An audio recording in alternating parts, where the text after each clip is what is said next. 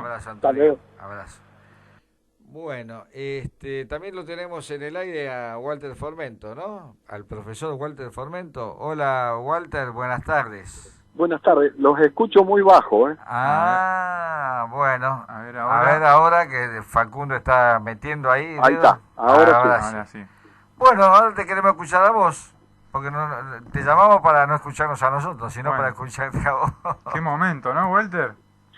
Y bueno, es un momento que de los cuales estuvimos charlando, ¿no? Yo creo que ustedes se refieren a la situación que se crea a partir de las elecciones norteamericanas, Exacto. y es un escenario, digamos, si uno tuviera que pedir desde Argentina y desde Sudamérica, no podría tener un escenario más positivo y más favorable. Mira vos. A ver, Y contanos. Estados Unidos está ingresando rápidamente en una profundización de la crisis sistémica en el terreno de lo político, de lo cultural, de lo institucional, cada vez más profundo. Eso yo supongo que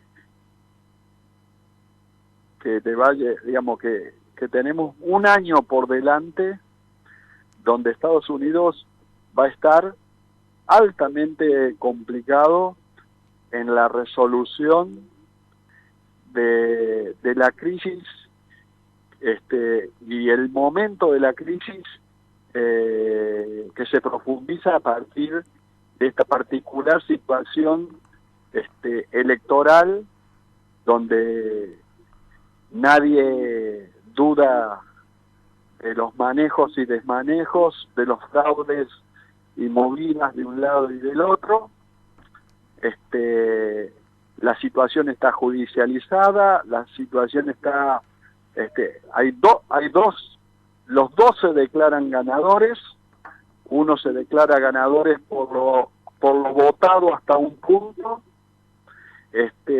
luego pasa la decisión a la Suprema Corte donde tiene mayoría, los demócratas globalistas se declaran ganadores a partir del recuento de votos en su totalidad, recuento de votos que invirtió totalmente la proporción que traía el recuento de votos hasta ese momento que estoy hablando,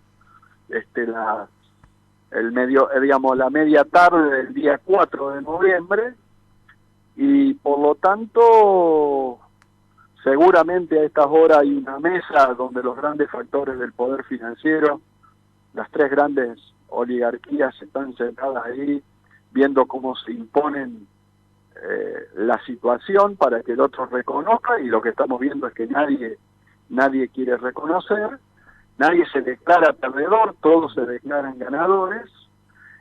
Por otro lado, en cualquier momento la situación empieza a tomar puede llegar a tomar cada vez más vuelo en el terreno callejero. Los demócratas, a partir de Antifa y Black Lives Matter, y los republicanos a partir de las milicias.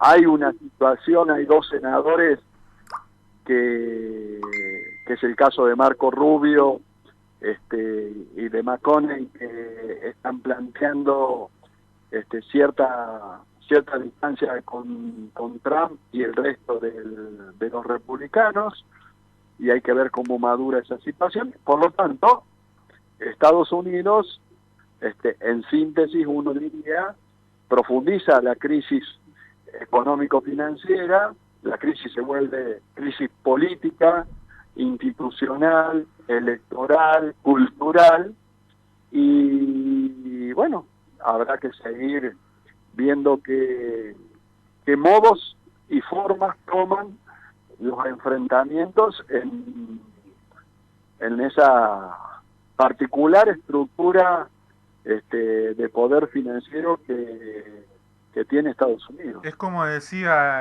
Rodolfo Walsh, ¿no es cierto? Mira, me viene lo que decís.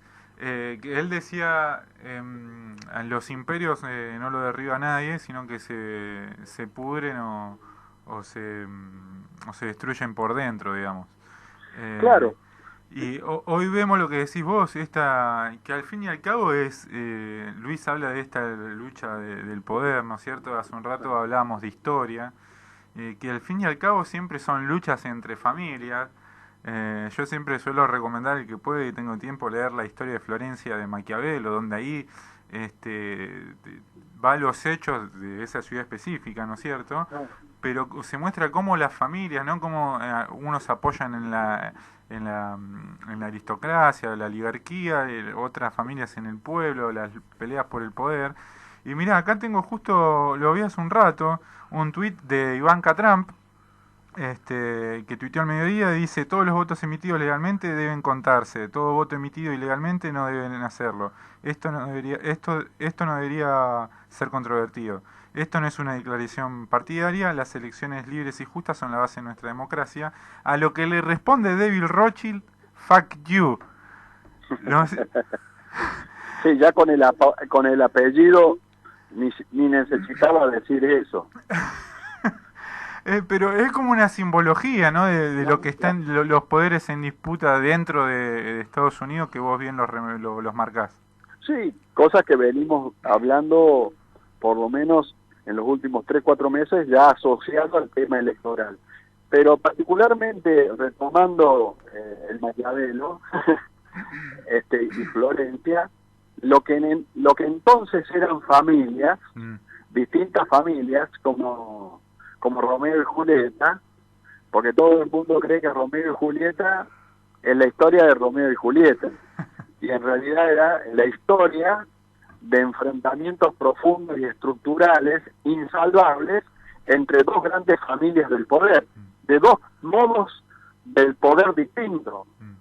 Entonces, lo que pasa es que hoy vos lo que tenés, que vos no le podrías llamar familia, por eso le estás llamando fracciones oligárquicas. Tenés 3 grandes fracciones oligárquicas en Estados Unidos, repartidas en 2 partidos políticos, y eso tiene un nivel de confrontación que recorre lo económico, lo político, lo cultural, lo ideológico, lo militar, lo internacional, y lo más interesante para Argentina, para Sudamérica y para todo el tercer mundo es que esa interna interoligárquica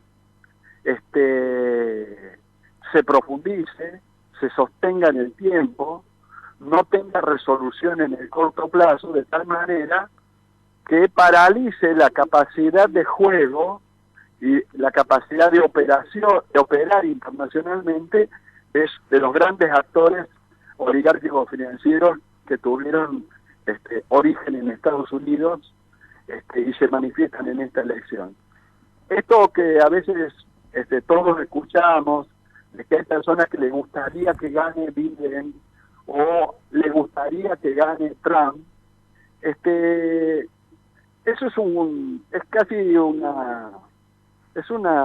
juego de Hollywood, porque acá poco importa lo que te gustaría, sino lo que realmente beneficia a la Argentina, a la nación argentina, a Sudamérica, a la capacidad de la economía real, de la soberanía. Y yo creo que desde ese lugar debemos pararnos para analizar la interna norteamericana o la interna de cualquier gran potencia.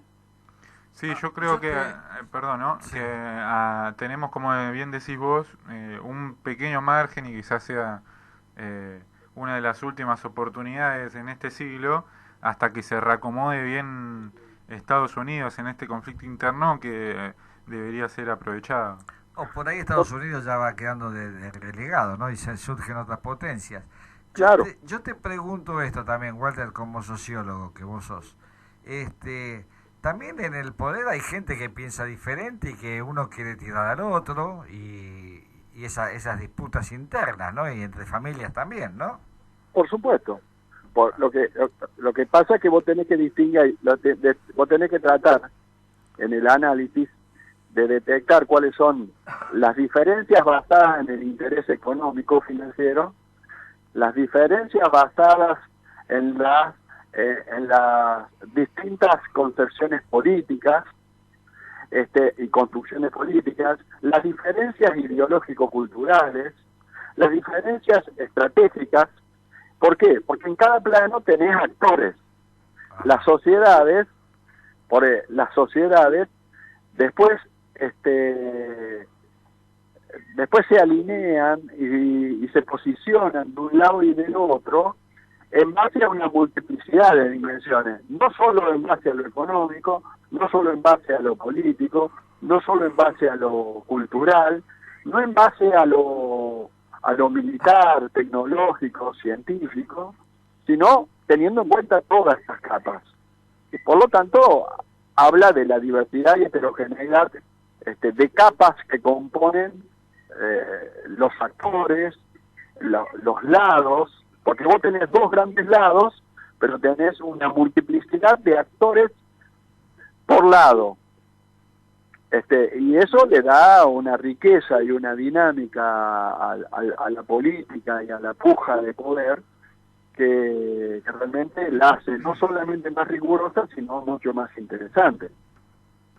Walter, fue bastante sugestiva la conferencia de ayer de Trump, ¿no es cierto?, denunciando el fraude, tildando al Partido Demócrata como el partido de los grandes banqueros de Wall Street, de los medios y de las grandes tecnologías, sí. Donde además dijo que los grandes medios han interferido en esta elección, las encuestadoras se equivocaron a sabiendas, no hubo una gran ola azul, sino lo que hubo fue una gran ola roja. Claro.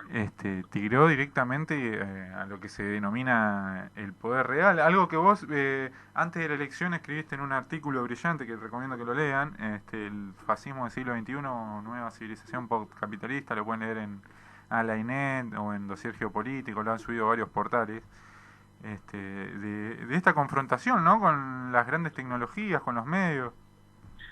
Mira, a mí me parece interesante, cuando habla Trump, habla la fracción de oligarquía financiera más pequeña, es decir, es una oligarquía con mucho peso local en Estados Unidos, y por lo tanto está obligado a ser claro, a ser profundo, porque necesita llevar agua para su molino, y sale a decir cosas muy fuertes.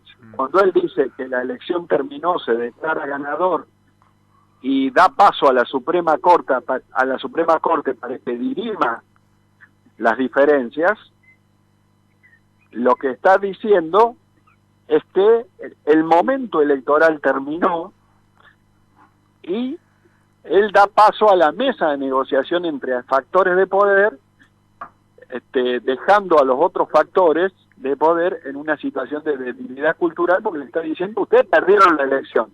Si tienen algo para negociar, siéntense en la mesa que se tienen que sentar. Ninguna duda, la oligarquía global que controla el Partido Demócrata dejó seguir el conteo de votos para construir legitimidad y poder sentarse, por lo menos tratando de que el pueblo norteamericano le crea en algo. Entonces, la situación está muy compleja, porque hoy hay negociaciones, hay una mesa de negociación abierta. Trump sabe que tiene la Suprema Corte, Trump sabe que tiene suficiente capacidad en la calle. Sabía por un que lado, esto podía pasar, por eso no muchos minimizan la situación, como que están empezando a dar ganador a los demócratas, como que ya está terminado, pero es una situación, como veníamos hablando con vos y con otros analistas, que Trump ya estaba al tanto de que esto podía pasar. Totalmente. Y aumenta la cantidad de información al decir que las boletas habían sido impresas fuera de Estados Unidos y tienen características totalmente distintas a las que habilitó y autorizó el organismo electoral oficial. Pero lo importante de esto es que Trump no se baja de la pelea, se sostiene negociando una cosa que Jarif Rame dice, como buen multimillonario, Trump es un fajador, se sube al ring y no se baja del ring. Claro, ¿no? Entonces, cuando uno repite lo que dice la CNN, o repite, digamos, si uno repite los grandes conglomerados mediáticos globalistas, o lo que dicen los conglomerados mediáticos que están del lado de Trump, en realidad uno se pone desde uno u otro lado. Yo creo que nosotros desde Argentina, desde Sudamérica, desde una mirada estratégica multipolar, popular, nacional, ¿no? Lo que tenemos que hacer es describir la situación tratando de entender cuánto tiempo va a estar trabada la situación de empate de poderes en Estados Unidos. Porque el empate de poder inmediatamente paraliza la capacidad de los actores oligárquicos de proyectar poder internacionalmente, porque se ven absorbidos en sus capacidades desde la necesidad de resolver el escenario norteamericano, y por lo tanto se debilitan internacionalmente. ¿Por qué? Porque si la situación de empantanamiento, de empate es profunda, estructural, y esto le va a llevar mucho tiempo resolverlo a los distintos factores de poder norteamericano, dice que Argentina, Latinoamérica, Bolivia, realmente pueden avanzar en términos de UNASUR y CELAC. Realmente uno podría estar avanzando en un banco central nacionalizado, uno podría recuperar grados de libertad y soberanía sobre la moneda, uno podría llegar a tener una mayor facilidad de tomar control de Vicentín o de la AFI. Para eso sirve esta lectura que estamos haciendo. Es muy importante entender qué pasa en Estados Unidos, porque si lo que pasa en Estados Unidos es un empate de poderes muy fuerte, muy trabado, quiere decir que los grados de libertad que tiene Sudamérica y Argentina en particular crecen notablemente con cada día que pasa, y por lo tanto nosotros podríamos estar avanzando y saliendo de la situación de subordinación en la que nos dejó la derrota con Gran Bretaña y Estados Unidos, y que tomó forma y se llamó la Guerra de Malvinas. Sí, Walter, porque a pesar de que por más que ganen los demócratas, yo planteaba de que le va a ser muy difícil, porque les gusta o no les gusta a algunos. Trump creó un movimiento político popular en Estados Unidos. Su base electoral son los trabajadores, todos los marginados por la globalización, y en donde él mismo ha dicho que el Partido Republicano a partir de ahora iba a ser el partido de los trabajadores, de la familia y del sueño americano. Claro. Lo que va a traer al establishment del Partido Republicano, como bien mencionabas, Marco Rubio, algunos chispazos, porque se van a encontrar con una base electoral que es trumpista, no va a responder al establishment. Exacto, y por otro lado, en este momento lo que tiene mucho peso y gana peso es toda la base electoral de Sanders, de Osorio Cortés, es decir, que va a presionar a la demócrata, claro. Exactamente, el viejo movimiento de Martin Luther King en el Partido Demócrata. Yo coincido con lo que vos decís, hay un corrimiento del histórico voto popular norteamericano que siempre votaba Partido Demócrata, a este voto popular que incluso empieza a votar a Trump, ¿no? Y ese es un dato, si querés, de otro plano, pero también muy importante a tener en cuenta. Sí, hay un cambio de electores, ¿no? Y al cambiar la forma, digamos, la estructura de actores de cada partido político, por ejemplo, cuando el Partido Demócrata en su cúspide tenía la burguesía industrial, que expresaba Roosevelt y después Kennedy, ninguna duda, el movimiento obrero organizado de Estados Unidos, que tenía un alto nivel de ocupación, estaba organizado sindicalmente en blanco, incluso con lo que se llamaba el estado de bienestar, ahí tenías lo que se llamaba el policlasismo del Partido Demócrata. Sí, ahora, el sindicalismo siempre fue de los demócratas, sí, sí. Por supuesto, cuando en 1991-94 la oligarquía financiera globalista se corre del Partido Republicano y toma el control del Partido Demócrata, ese empresariado industrial grande que era dominante en el Partido Demócrata queda subordinado. Entonces, el mundo del trabajo norteamericano, que son trabajadores obreros pero también profesionales, empieza a tener una contradicción porque las transnacionales globales lo que les interesa es producir en el mundo y vender en Estados Unidos.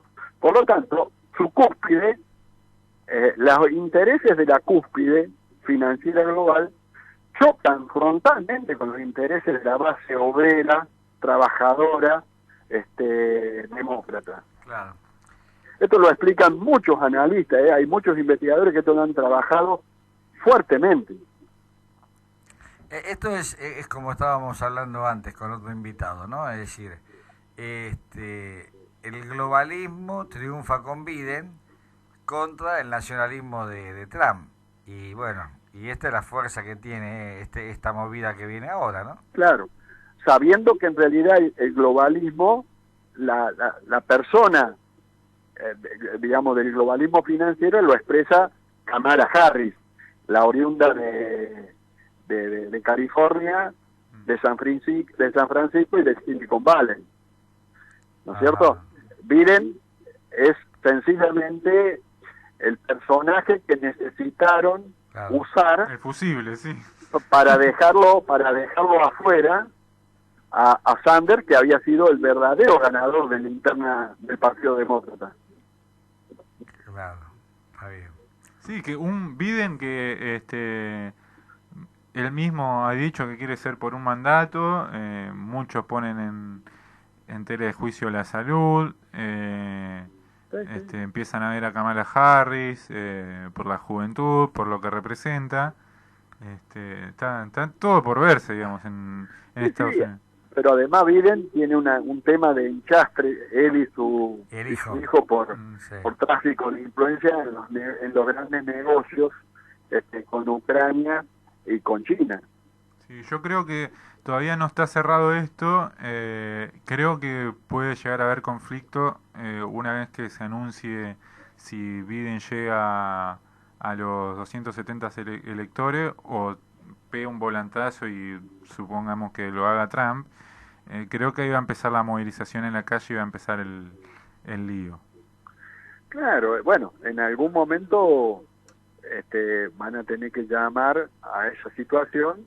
Lo que pasa es que hay un planteo digamos, de declararse vencedor, de llevarlo a la justicia de la Suprema Corte y particularmente inmediatamente auditar la totalidad de los votos. Y van a tener que ¿Qué quiere decir eso? Que tenemos por lo menos 15, 30 días más. Sí. Voto por voto, como diría Kirchner. Todo eso no hay nada más favorable para los pueblos y las naciones periféricas de la potencia norteamericana. Y por eso digo, esto recién empieza, Cristian Luis. Ajá. Es decir, nosotros tenemos que estar analizando cuáles son los componentes de esta crisis que va a tener todo un desarrollo y un desenlace, porque además puede haber cualquier tipo de desenlace a la vista. Es decir, ustedes saben que en Estados Unidos el problema de los asesinatos de grandes autoridades nunca ha sido un problema.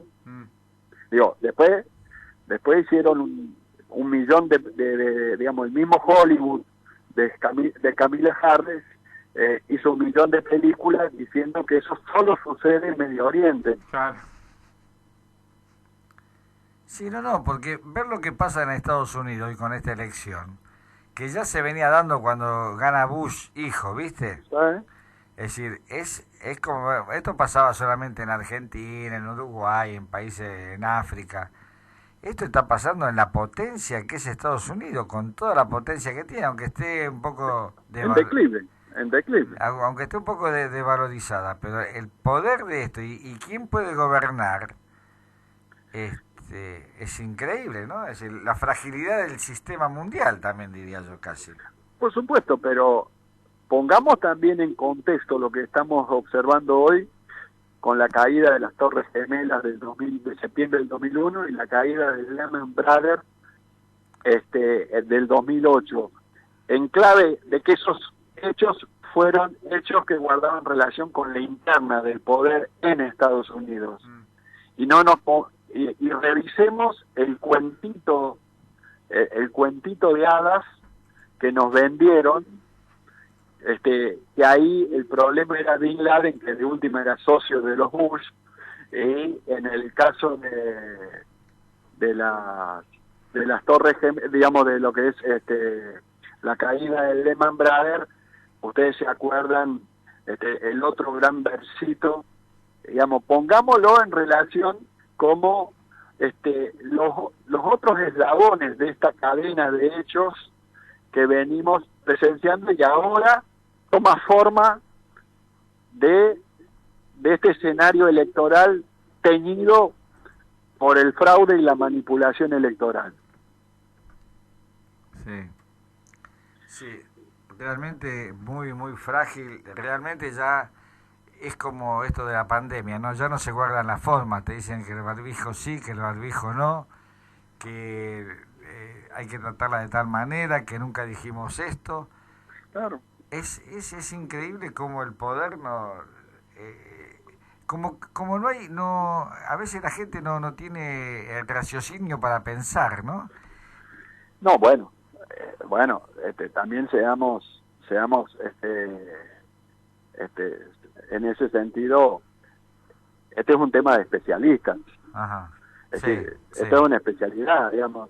Yo tengo un primo hermano que es triple doctorado en ciencias bioquímicas y ha desarrollado unos estudios sobre enzimas de nivel mundial y reconocido internacionalmente.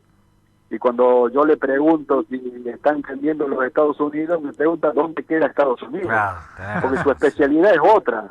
Sí. Digo, y tiene 3 doctorados, mi primo. Sí. Digo, no creamos que esto que nosotros estamos hablando es de acceso general, porque, por ejemplo, a mí particularmente, me llevó 35 años poder decir esto en este momento. Sí, no comprender la dimensión, los actores. Claro. Ahora, yo les pregunto a ustedes, ¿qué relación tiene esto con lo que ya anunciaba Robert Kennedy en la caída del Imperio Americano? En su obra central. ¿No? ¿Cuál? Kennedy, el británico. Sí.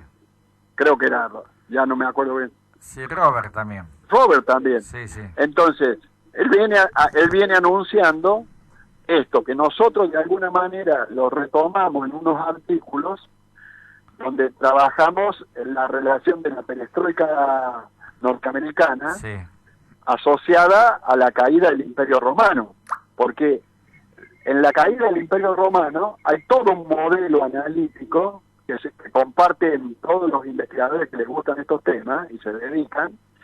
¿Cuáles son los grandes puntos claves a tener en cuenta para saber cuándo una gran potencia, un gran imperio entra en declive?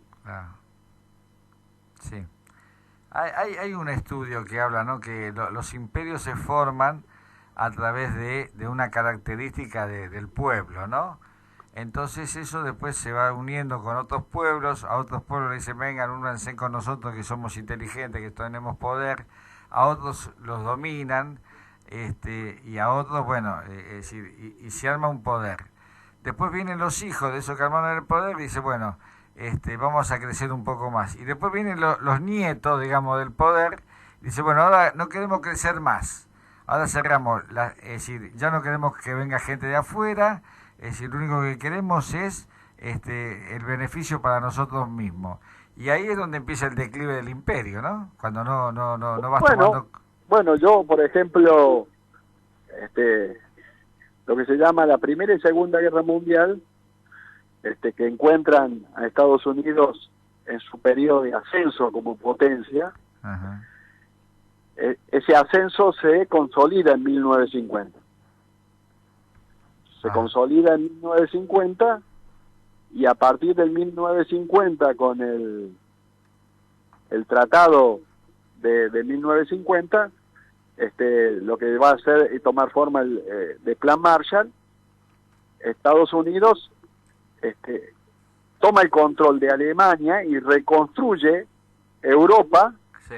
a partir de Alemania, pero Alemania controlada por ellos.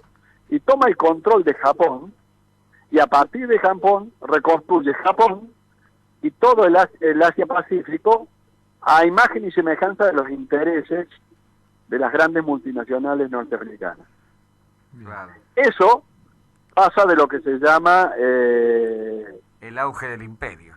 No, el imperio y lo que se llamó, el imperio se vuelve trilateral, porque sus inversiones ya no, su base de proyección de poder no es solamente Estados Unidos, sino que es Estados Unidos, Europa y Japón, es decir, el Asia-Pacífico. Pero particularmente en Europa, chocando con Gran Bretaña, porque al reconstruirla a partir de Alemania, lo hace para no volver a fortalecer a la Gran Bretaña imperial.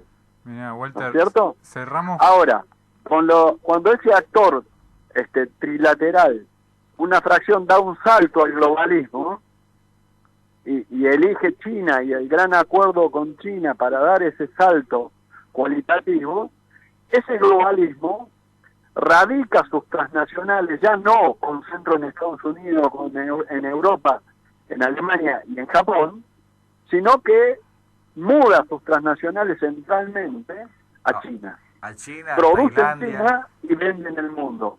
A partir de ahí, el declive, es decir, se empieza a enfrentar con los que no pueden dar el salto y siguen produciendo desde Estados Unidos, desde Alemania y desde Japón, que eran la tríada de poder hasta 1997, 2001. Mirá, Entonces, de ese modo,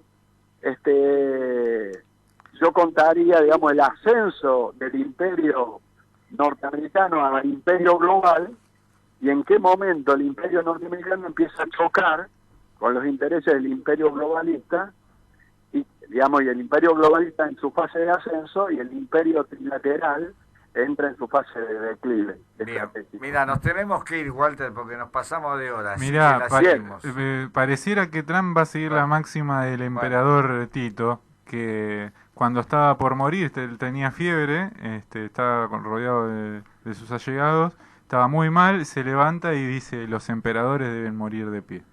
Bueno, un abrazo gigante, gracias, Walter. Nos vemos el Gran martes. abrazo, gran abrazo. Gracias, Espero haber aportado. Sí. Un montón, dale, un cariño, gracias. Abrazo.